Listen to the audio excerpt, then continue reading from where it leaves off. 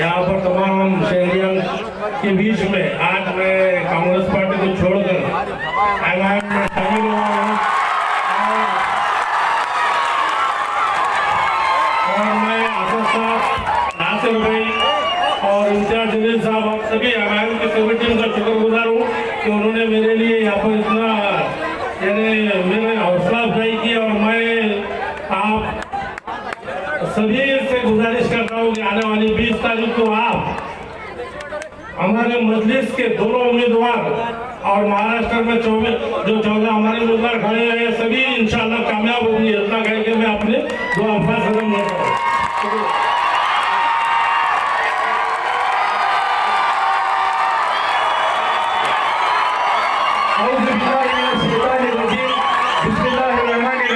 इत्तेहादुल मुस्लिमीन के शेर, महाराष्ट्र मजलिस इत्तेहादुल मुस्लिमीन के सदर, हमारी असेंबली हल्के के उम्मीदवार हमारी जनाब इम्तियाज जलील साहब। अस्सलाम वालेकुम रहमतुल्लाहि व बरकातहू। सॉरी बोल देना। अभी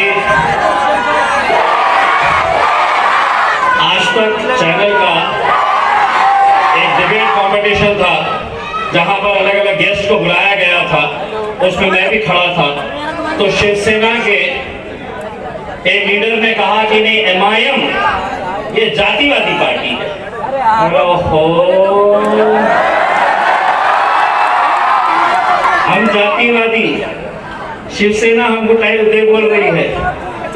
तो मैंने राजदीप को कहा, राजदीप पे कहावत है 900 चूहे खा के ये दिन आ गए हैं। कल यहाँ पर भारतीय जनता पार्टी के सबसे प्रमुख नेता देवेंद्र फडणवीस साहब आए थे। इतनी पब्लिक जमा करने के लिए पैसे भी देना पड़ा था, गाड़ियां भी भेजना पड़ा था।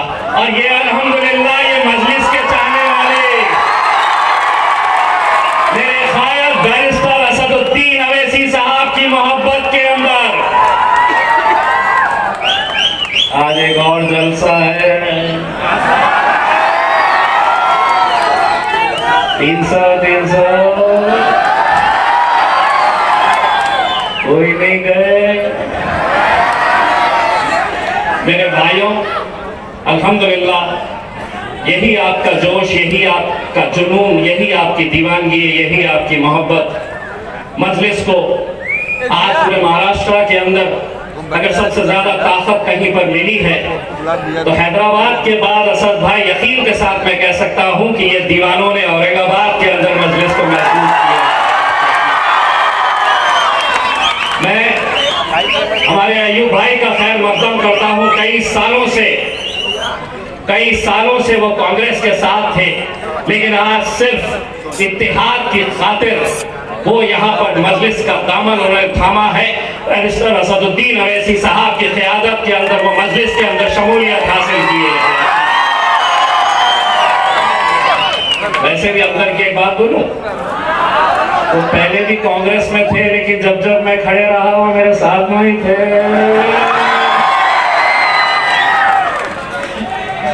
मेरे भाई, आज ये इलेक्शन हम लोगों के लिए बहुत मायने रखता है। वो इसलिए मायने रखता है कि ये क़यादत को खत्म करने के लिए कैसी कैसी साजिशें रची जा रही है, आप अच्छी तरह से जानते हैं।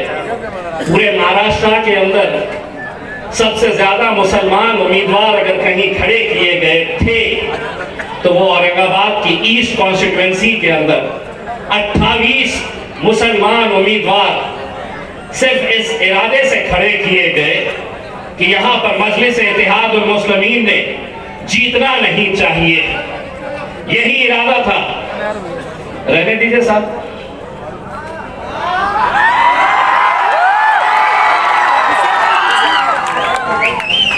पुलिस वाले हैं, हम उनका शुक्रिया अदा करते हैं, ये अपनी ड्यूटी निभा रहे हैं।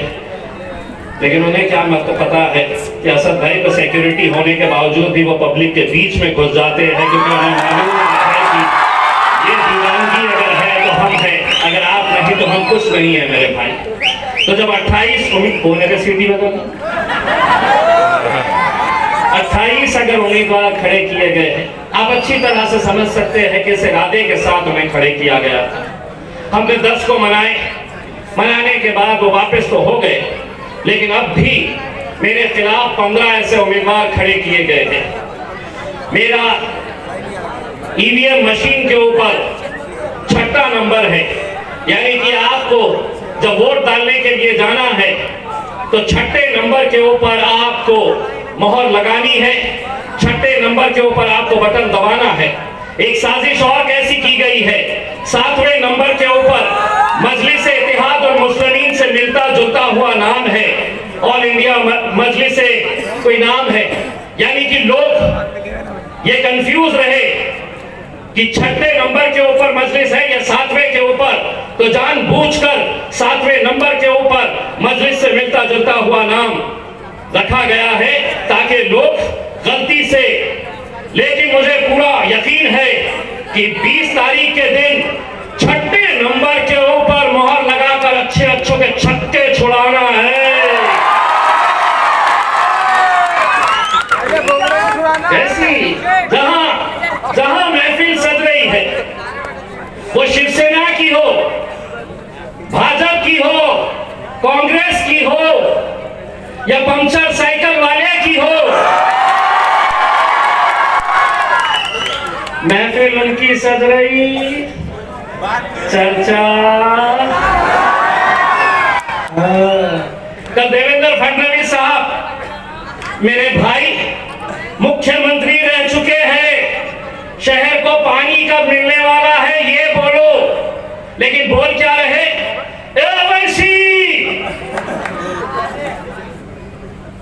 जवाब सुन, ए देवेंद्र,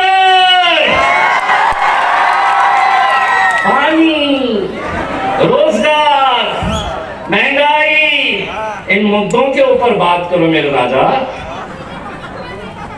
और राज ठाकरे कई दूसरे शहर में भाषण दे रहा है, दूसरे, और बोल रहा थे, बघितलं का ते खासदार कशी मोठी रॅली मुंबईला घेऊन आला होता, ज्याची हिम्मत कशी झाली होती। अरे छोटे, तूने हमारी हिम्मत देखा कहाँ है रे राजा? क्या है कि इलेक्शन भाई आपका है, आप अपने मुद्दे बात करिए ना। आप हमारे बगैर आपको नींद क्यों नहीं आती है? बस हमारे ही चर्चा करते रहते हैं। अब आपको ये जिम्मेदारी निभाना है। 20 तारीख के दिन, 20 तारीख से पहले आपके इस मोहल्ले में, हर इलाके, हर बस्ती के अंदर आपको चौकन्ना रहना है। भारतीय जनता पार्टी ने लोकसभा के वक्त एक ऐसा हथकंडा अपनाया था कि गरीब बस्तियों में जाकर वहां पर लोगों के इलेक्शन कार्ड लेना, आधार कार्ड जमा करना, उसके बदले में 300 रुपये, 500 रुपये, और जिसका इलेक्शन कार्ड लिया जा रहा है उसके ऊपर स्याही लगाई जा रही है, इंक लगाई जा रही है, और ये कहा जा रहा है अब तुम्हें वोट देने की जरूरत नहीं है। 300 रुपये, 500 रुपये में ये खेल खेला जा रहा है। 2 दिन पहले हमें शिकायत मिली थी कि ऐसे ही किसी महल्ले के अंदर कुछ मुसलमानों को यह जिम्मेदारी दी गई है कि वो गरीब इलाकों में जाए, गरीब घरों में जाए और ये इलेक्शन कार्ड जमा करे।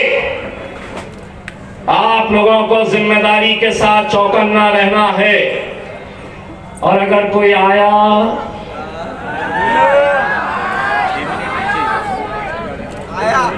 तो क्या करना है?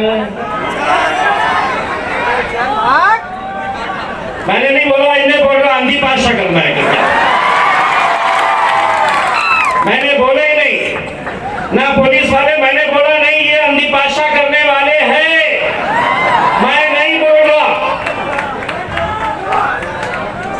समझते थे कि साहब असद भाई मेरी हालत तो ऐसी हो गई है कि जहां पर कुछ हो रहा इम्तियाज जलील, तो मैं लोगों से ये कहता हूं, मैं पत्थर हूं, मेरे सर पर ये इल्जाम आएगा, आईना कहीं पर भी टूटे मेरा ही नाम आएगा।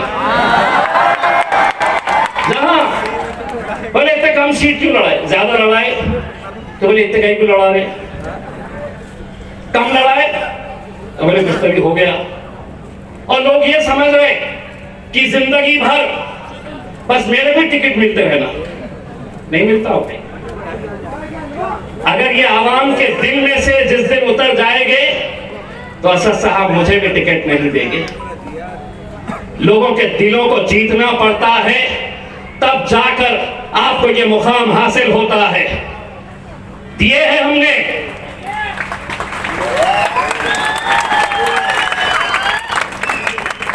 मेरे बारे में तो ये कहा गया था, बोले अतुल सावे को जिताने के लिए सबसे कमजोर कैंडिडेट खुद देंगे इम्तियाज जलील। मैं खुद आ गया, सबसे कमजोर कैंडिडेट। मेरे भाई, आज महाराष्ट्र के हालात क्या है, मुल्क के हालात क्या है, ये आप लोगों की मोहब्बत थी। लोकसभा के अंदर यकीनन हमें जीत नहीं मिली, लेकिन मुझे मालूम है कि इस दीवानगी के साथ, इस जोश और जज्बे के साथ आप लोगों ने हमारे लिए काम किया था। उनकी हराम की दौलत के सामने हम टिक नहीं सके, लेकिन हमने अल्हम्दुलिल्लाह, एक तरफ 3 पार्टियों का गठबंधन था, दूसरी तरफ 3 पार्टियों का गठबंधन था, लेकिन हमारे ये नौजवानों की जिंदा दिली थी, ये जज्बा था, ये दीवानगी थी, हमारी माए और बहनों की दुआएं थी कि हम हारने के बावजूद भी उस हार में हमारी जीत रही, क्योंकि 3.5 लाख के करीब वोट अल्हम्दुलिल्लाह हमने हासिल किए लोकसभा के अंदर।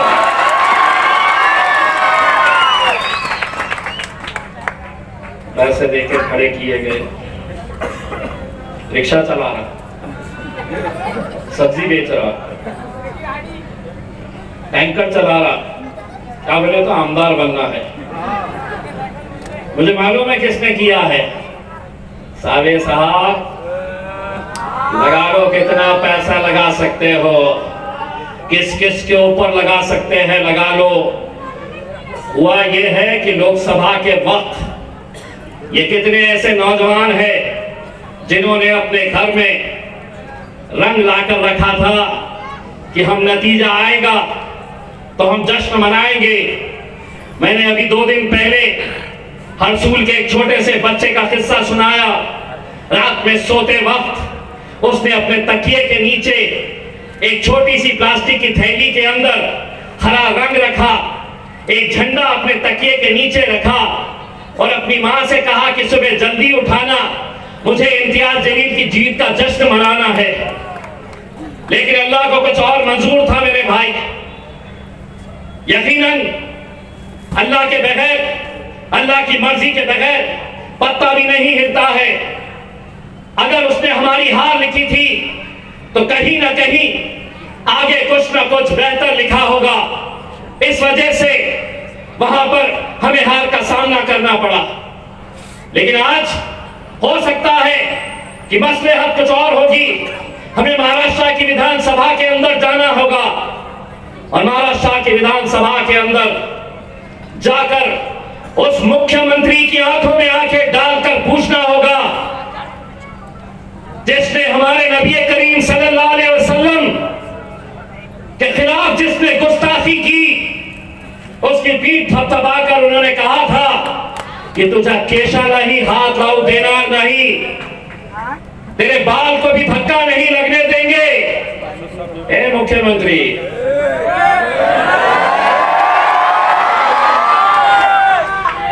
जिस रामगिरी के बारे में तुमने ये कहा था कि तेरे बाल को भी धक्का नहीं लगने दूंगा, वो पहले से ही टकला है।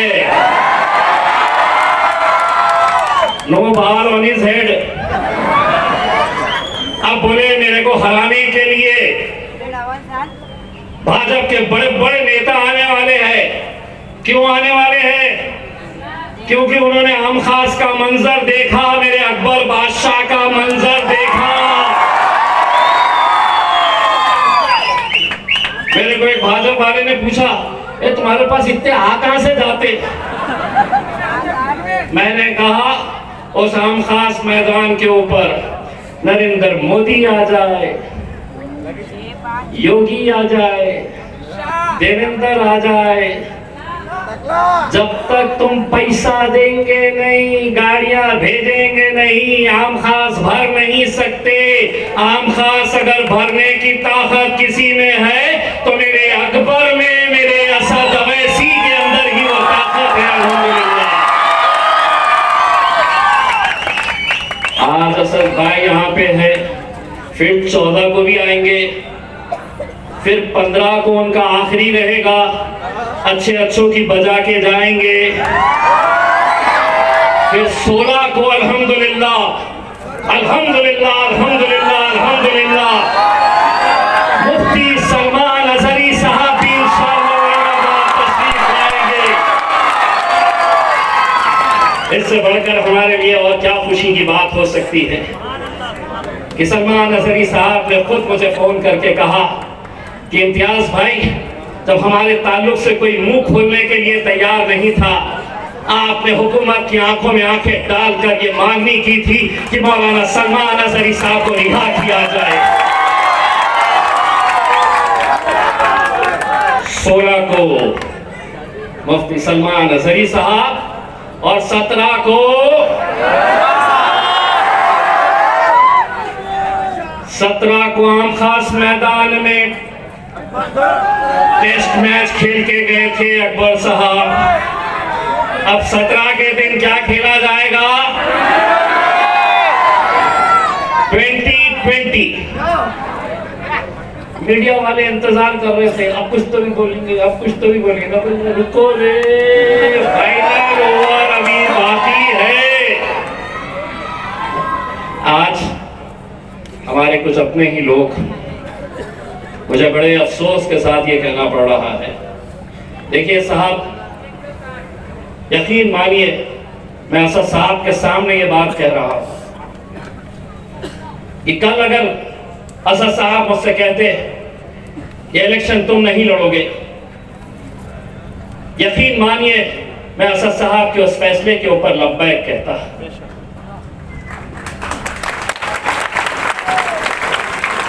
मैं कतई अपने मजलिस के खिलाफ मुखालिफत नहीं करता, और जो लोग आज मुखालिफत कर रहे हैं, जो लोग महफिलें सजाकर मेरे बारे में रोज रात में होटलों में चौराहों पर बैठकर जो बुराई कर रहे हैं, सुनो जरा संभल कर अपनों से हमारी बुराई करना। जिसे तुम जाकर सुनाते हैं वो हमें सब आकर बताते हैं। और अगर सीखना किसी को है, आप मजलिस के साथ जुड़े हैं, कई सालों के साथ हमारे कितने ऐसे नौजवान जुड़े हैं। यहां पर सेंट्रल की सीट के ऊपर अल्हम्दुलिल्लाह नासिर सिद्दीकी साहब को टिकट दिया गया। दावेदार और भी लोग थे, जिसमें समीर साजिद बिंडर भी था, लेकिन जब नासिर सिद्दीकी को दिया टिकट तो समीर साजिद ने कहा कि सदर का फैसला है, मैं लब्बैक कहता हूं। क़यादत ऐसे खड़े होती है मेरे भाई। हम कब तक ऐसे ही एक दूसरे के ऊपर इल्जाम लगाते रहेंगे? महाराष्ट्र के अंदर जिनको टिकट नहीं दिया गया, मेरे ऊपर ये इल्जाम लगाए जा रहे, लेकिन मैं मजलिस इत्तेहादुल मुस्लिमीन का एक अदना सा सिपाही हूं। बैरिस्टर असदुद्दीन अवैसी साहब का एक अदना सा छोटा सा सिपाही हूं, जो उनके हुक्म के हिसाब से काम करता है। असद साहब ने कहा अगर हम 16 सीटें लड़ेंगे तो हम 16 सीटें लड़ेंगे, लेकिन कई ऐसी जगह है जहां पर हमारे उम्मीदवारों ने इंडिपेंडेंट फॉर्म भर दिए हैं। कई ऐसे हैं जिन्होंने डुप्लीकेट फॉर्म बनाकर नकली सिग्नेचर मार के परवनी के अंदर फॉर्म भरा गया है। हमने उस शख्स के खिलाफ एफआईआर दर्ज कराए हैं। मेरे भाई, आप लोगों को बस इतना कहना चाहूंगा कि 20 तारीख के दिन अगर हम अपना वोट बांट दिए, अगर हमारा वोट तकसीम हो गया, तो आप समझ लीजिएगा कि जितने भी वोट किसी दूसरे जमात को जाएंगे, दूसरी पार्टीज को जाएंगे, तो आप ये समझ लीजिएगा कि वो direct vote Bharatiya Janata party के मदद के लिए, भारतीय जनता पार्टी को वो वोट जाएगा। अगर हम मुत्तहिद रहे, अगर हम एक ताकत बनकर खड़े रहे, यकीन मानिए दुनिया की कोई ताकत नहीं हरा सकती है हमें, बशर्ते हम सबको एक प्लेटफॉर्म के ऊपर आना है। और सारे लोग अपनी तो पतंग है, पतंग उड़ती कैसा है, अरे मांझा लगता ना, मांझा कहां से आने वाला है मेरे को भी मालूम है। बहुत सारे लोग लेके आने वाले हैं मांझा। 20 तारीख के दिन क्या होगा, क्या उड़ेगी, कैसे उड़ेगी? बस आप लोग 20 तारीख के दिन अपनी जिम्मेदारी समझिए, हमारी माँ बहनों को ये जिम्मेदारी दीजिएगा कि सवेरे फजर की नमाज पढ़ने के फौरन बाद वो पोलिंग बूथ के ऊपर आ जाए। और अगर हमारा वोटिंग परसेंटेज अगर हम नहीं बढ़ा सके तो मेरे भाई, मैं आज ही आपको बता सकता हूं, अगर हमारा वोटिंग परसेंटेज नहीं बढ़ा तो यकीन मानिए वहां पे जिस तरीके की साजिशें हो रही है, हम नहीं जीत पाएंगे, हम नहीं जीत पाएंगे। अगर हमारे इलाकों के अंदर हम 75%, 80% तक अगर हमारा वोटिंग नहीं लेकर गए, एक शख्स की ये जिम्मेदारी है। वरना हमें बड़ा अफसोस के साथ ये कहना पड़ रहा है, लोकसभा की ऐसी कई इलाके थे कि जहां पर 52%, 54%, 55% वोटिंग हुई है। ये इलेक्शन मेरे और आपके वजूद का है, हमारी पहचान का है, हमारी शिनाख्त का है। लोकसभा के अंदर कितने सारे एमपीज हैं मुसलमानों के, लेकिन बोलने वाला सिर्फ एक ही है और वो मेरा कायद बैरिस्टर असदुद्दीन अवैसी है मेरे भाई। इस विधानसभा के अंदर भी बहुत सारे एमएलए मुसलमानों के जाएंगे, लेकिन बोलने वाले चाहिए, वो बोलने वाले जो हुकूमत की आंखों में आंखें डालकर सवाल कर सकेंगे।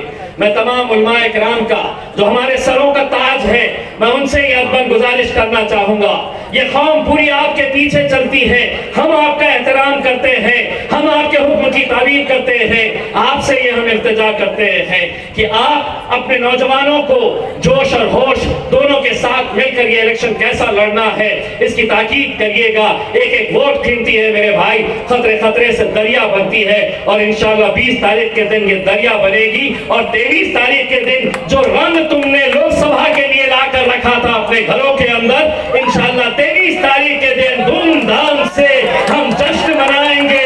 नारे तकबीर, हाथ ऊंचा करके नारे तकबीर, नारे तकबीर।